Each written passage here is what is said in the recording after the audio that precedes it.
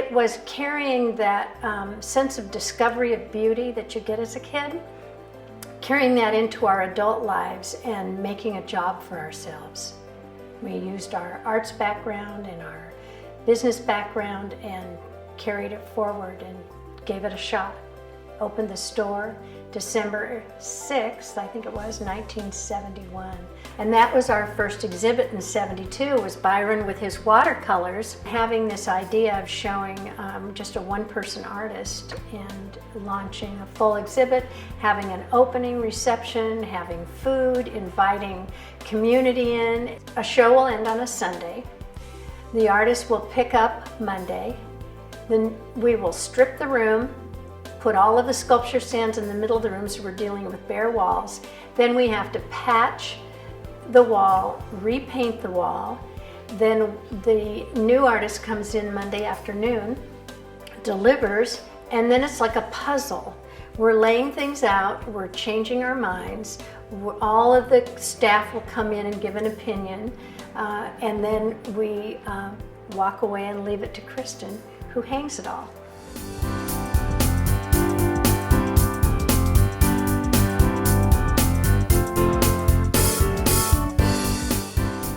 It is easier when it's a solo show, just because of course the artist's style is usually pretty contained, and a lot of times they'll work within kind of not so much a theme, but it's one suite of work that they've been working on together, so it automatically kind of works as a grouping.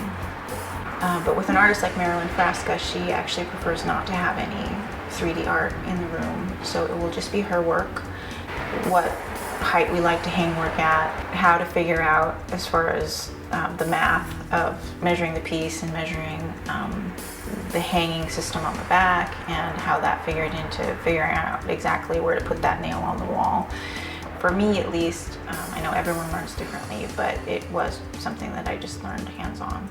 Kind of something that you just organically figure out once you have all the work in front of you. And some shows are more difficult than others, and you really do end up switching things around a lot. I've rehung shows before, or parts of shows, because once you do have them on the wall, it just doesn't fit right. You're not really trying to add anything to the artist's work, you're just trying to make sure that nothing we do takes away from it. And the artists do, for the most part, entirely their own framing and doing all the wiring, etc., and the hanging systems on the back, and that can vary greatly between artists as well as greatly between pieces that an artist brings. It's a rare thing when we get pieces from one artist and they're all hung exactly the same with the wire on the back, and I'm always, oh yay. It's try to make sure it's level and that you're using something that it's going to keep it on the wall securely, which is, you know, one of our concerns, is that they're all safe and stable for the entire time they're here. There's never any way of knowing what's going to sell and what's not going to sell. When it comes to differing opinions as far as how to hang a show, or, you know, as long as there is no really strong reason not to, I'd say that we probably would lean towards doing what the artist wants, just because you do want them to be happy and they know their work better than we do.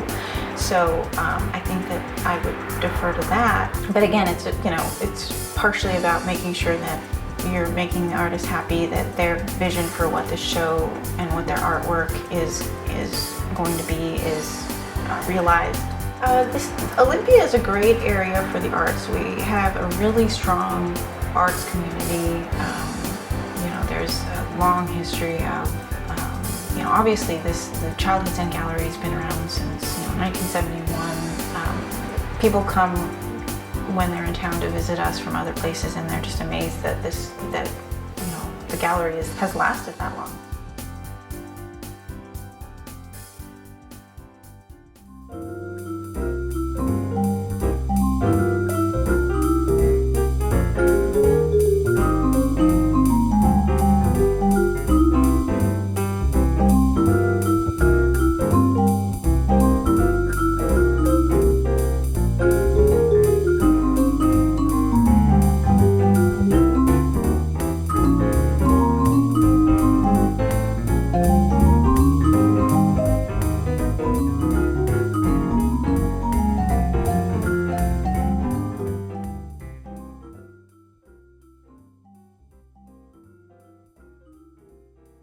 the idea of being an artist was never in my mind. I never thought of art as a profession, and even till this day, I have trouble thinking of myself as an artist. I think of myself as somebody who draws, who loves to make prints, who Rashenda seems to know that about me. She is somebody who respects the fact that I do my work, and I do it for a variety of reasons. And she says from time to time, "What do you think, Marilyn? Do you want to have a show?" And I say, "This seems like a good time," or "No, maybe in a couple of years." Or so Childhood Zen Gallery has been very kind to local artists, and I now that I am 80, I am very happy to have a very relaxed place to work and a wonderful atmosphere and relationship with Rashenda, Bill, and their staff. But no, the body of work is always a body of work. There's never a special body of work. This is the book for the show that's coming up in October. The order I'm trying to establish now is on the board in the sunroom, because that's a maquette that I try to give to Kristen.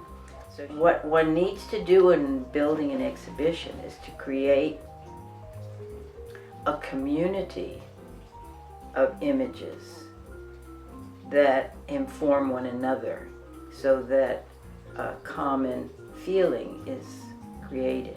Rashenda has a business, and it's not just a gallery, it's a shop, and she needs to have an income, and she has a staff, and she knows the balance between having shows where maybe work won't sell and having shows that incorporate a lot of different artists, sculptors and printmakers and pottery and furniture and so on. And it tends to be more of a place to shop, and people find these gorgeous things. I met Joe Feddersen, who taught at Evergreen, great printmaker, and he said, "You know, Marilyn, you can make textures with a print. You don't have to do all this." And I loved them, and I would look at them, and I'd see things, and I'd say, "Oh my God!" Sort of, they would look kind of like this, and I would see things, you know, and I would just say, "Okay, this is a hand. Here's the other hand. Here's one hand. Here's a head. Here's a little nose and a mouth. I mean, who is that? Hello?" And then I'd kind of go into it and draw it and find it. And till this day, that's the process. I make a print. I use a variety of tools to make different kinds of textures. I use different inks, and I run it through a press, and I make one print, and then that's the print that I let dry, and that's the print that I work with. But it's almost like a contract I have with my drawings. If you see it, you have to draw it. Otherwise, we're not going to show you anything anymore. And I'm telling you, I had that experience once. I said, "I'm not doing that." And the whole drawing disappeared. I could not find it anymore. But I did the basket. It took me weeks. I did each little thing. But inside the basket was still an unknown texture. I left it for a month, came back, and it was a seagull. And I thought, this is going to be the silliest drawing I've ever made. Here's the Dalai Lama with a basket on his lap, and in the basket is a seagull. I think that sometimes the pictures I'm making are not for me. I don't know who they're for, but they do find homes. People know that this belongs to them. It's almost as if I have them for a while, and then they have to get to where they belong. The only way to do that is to have an exhibit so people can choose them. There is an interconnected source of energy, imagery, need I say, love, that connects all people. And that is a place that I feel that I dip into for whatever reason. And it's really a joy to have someone be connected to it. Continued around the room, and I finally came up to the kind of where I should have started at, but there was somebody standing there initially.